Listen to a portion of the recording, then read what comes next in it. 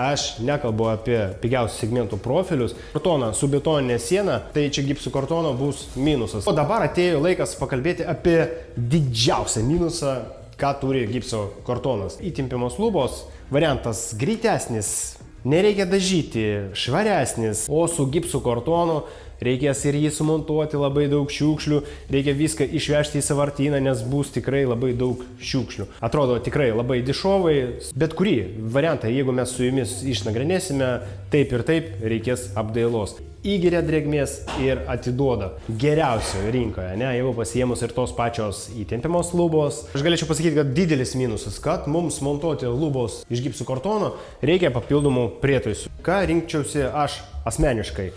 Įtempiamos lubos ar iš gipsų kartono. Kur montuojamas baltas gipsų kartonas, žalias, kur mes galim su jumis panaudoti mėlyną, suteikia ne tik aukštos kokybės paslaugos ir suteikia